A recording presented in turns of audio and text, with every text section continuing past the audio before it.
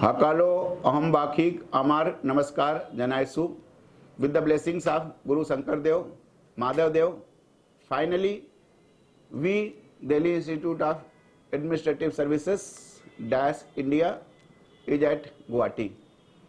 We are going to start our classes from the last week of November. We are placed at 6 Miles Road, Anand Nagar at Nayantara Complex.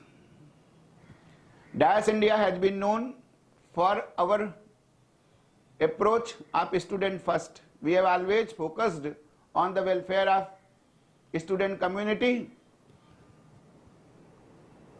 and your success in the civil services examination. These days, this particular year, there has been lot of talk that there have been very less number of students selected from our state of Assam in Indian civil services examination and particularly also from northeastern states. Our esteemed Chief Minister Sri Hemanta Biswa Sharma ji has also been saying this from various platforms. With that particular inspiration, we have decided to come to Assam. I have had a very good friend in Rajiv Borua, who hails from city of Bihipuria. He has been serving Asmij students and students from northeastern India in Delhi since last 20 years. I have been lucky and privileged to get him as my friend and as a overall in charge of Dash India at Guwahati. Assam और पूर्वोत्तर भारत के छात्र छात्राओं को देश की सर्वोच्च परीक्षाओं में उत्तम परिणाम दिलाने के लिए गुवाहाटी में उपस्थित हो रहा है। हम लोग गुवाहाटी के 6 माइल्स रोड में आनंद नगर में नयनतारा कॉम्प्लेक्स के पास सरला कॉम्प्लेक्स में उपस्थित हैं।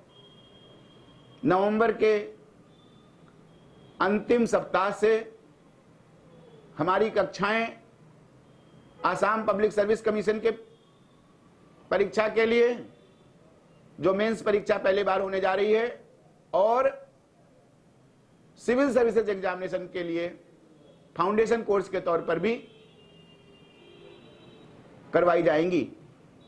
मुझे सौभाग्य है कि मेरे मित्र मंडल में आसाम के प्रिय पुत्र सुपुत्र श्री राजीव बरुआ जी, जो लखीमपुर जनपद से संबंध रखते हैं, बिहिपुरिया क्षेत्र से, और दिल्ली में उत्तर पूर्व भारत के छात्रों के लिए अभिभावक की भूमिका में रहे हैं, उनका सहयोग मिला है। उनके सहयोग से, उनकी देखरेख में ये हमारा केंद्र उत्तर पूर्व के छात्रों को, विशेष तौर पर आसाम के छात्रों को देश की सर्वोच्च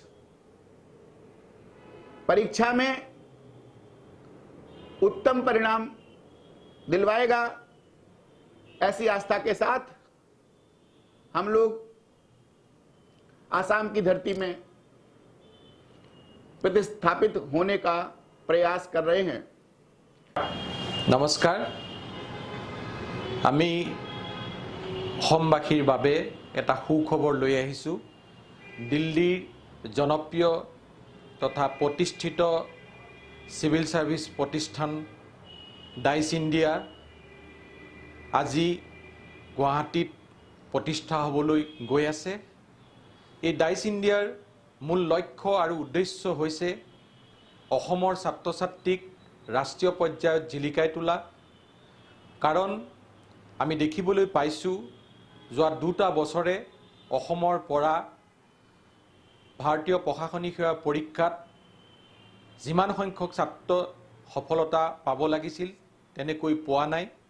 যোৱা বছৰ 4জনে পাইছিল আৰু এই বছৰ মাত্ৰ এজন ছাত্ৰহে সফলতা পাবলৈ সক্ষম হৈছে। আৰু এই বিষয়টোৰ ওপৰত অসমৰ বৌদ্ধিক মহল, শৈক্ষিক মহল তথা অসমৰ সন্মানীয় সকলোৰে মৰমৰ মুখ্যমন্ত্ৰী শ্ৰীযুত হিমন্ত বিশ্ব শৰ্মা ডাঙৰীয়াই গুৰুত্ব আৰোপ কৰিছে আৰু এই বিষয়টোৰ ওপৰত তেওঁ মত পোষণ কৰিছে যে অসমৰ পৰা যেতিয়ালৈকে ৰাষ্ট্ৰীয় পৰ্যায়ত অসমৰ ছাত্ৰ ছাত্ৰীয়ে ভাল ফল নেদেখুৱাব তথা লোকসেৱা আয়োগৰ পৰীক্ষাত অসমৰ পৰা যদি ভাল ফল দেখুৱাব পাৰে তেতিয়া অসমৰ উন্নতিত বিশেষভাৱে প্ৰভাৱ পৰিব। আৰু সেয়েহে যোগ পুৰুষ অটল বিহাৰী সেৱা সংস্থাৰ উদ্যোগত ডাইচ ইণ্ডিয়াৰ সহযোগত আমি গুৱাহাটীত ডাইচ ইণ্ডিয়াৰ নতুন কেন্দ্ৰ প্ৰতিষ্ঠা কৰিম। আৰু এই কেন্দ্ৰৰ মূল লক্ষ্য আৰু উদ্দেশ্য হৈছে অসম তথা উত্তৰ পূবৰ ছাত্ৰ ছাত্ৰীক ৰাষ্ট্ৰীয় পৰ্যায়ত জিলিকাই তোলা আৰু গুৱাহাটীতে থাকি ৰাষ্ট্ৰীয় স্তৰৰ উন্নত মানদণ্ডৰ সকলো সুবিধা গুৱাহাটীতে ছাত্ৰ ছাত্ৰীয়ে ল'ব পাৰিব।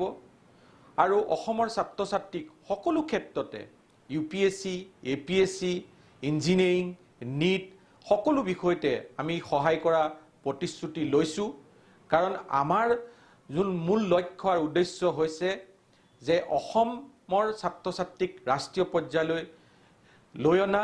আৰু এই ক্ষেত্ৰত দেশৰ সন্মানীয় প্ৰধানমন্ত্ৰী নৰেন্দ্ৰ মোদী ডাঙৰীয়াই এটা কথা সকলো সময়তে কৈছে যে উত্তৰ পূব অষ্টলক্ষ্মী, উত্তৰ পূব আগবাঢ়িলেহে দেশ আগবাঢ়িব।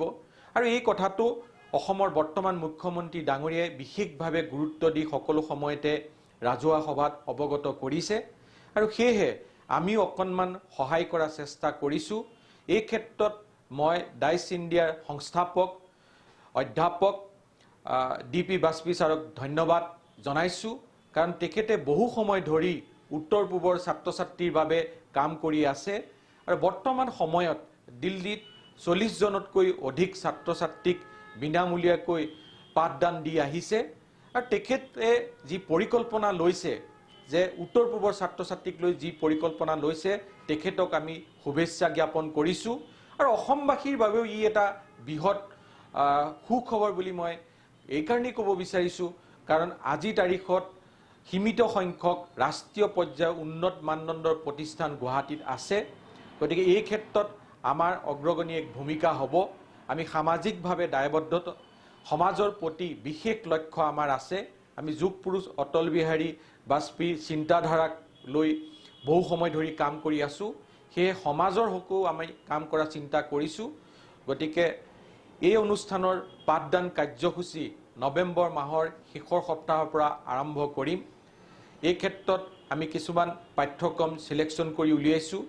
কাৰণ APSC আৰু UPSC পাঠ্যক্ৰম যিহেতু বৰ্তমান সময়ত একেই, সেয়েহে আমি UPSC আৰু APSC ফাউণ্ডেশ্যন কোৰ্চ 2022 আমি নৱেম্বৰ শেষ সপ্তাহত আৰম্ভ কৰিম। লগতে প্ৰথমবাৰৰ বাবে অসমত UPSC পৰীক্ষাৰ আধাৰত যিহেতু APSC পৰীক্ষা হ'ব, গতিকে APSC মেইনছৰ বাবে বিশেষ পাঠ্যক্ৰম আমি ব্যৱস্থা কৰিছোঁ। লগতে APSC মেইনছৰ টেষ্ট চিৰিজৰ ব্যৱস্থা কৰিছোঁ। আৰু ছাত্ৰ ছাত্ৰীসকলে আমাৰ কেন্দ্ৰলৈ আহি বিনামূলীয়াকৈ কাউন্সেলিং ল'ব পাৰিব, গাইডেন্স ল'ব পাৰিব। সকলো ক্ষেত্ৰতে আমি ছাত্ৰ ছাত্ৰীসকলক সহায় কৰা প্ৰতিশ্ৰুতি দিছোঁ। গতিকে আমি আপোনালোকৰ লগত আছোঁ। আমি মাথোন আপোনালোকৰ পৰা অকণমান আশীৰ্বাদ আৰু সেৱা বিচাৰিছোঁ যাতে আমাৰ পৰিকল্পনা সফল হওক। ধন্যবাদ। জয় অসম, জয় হিন্দ।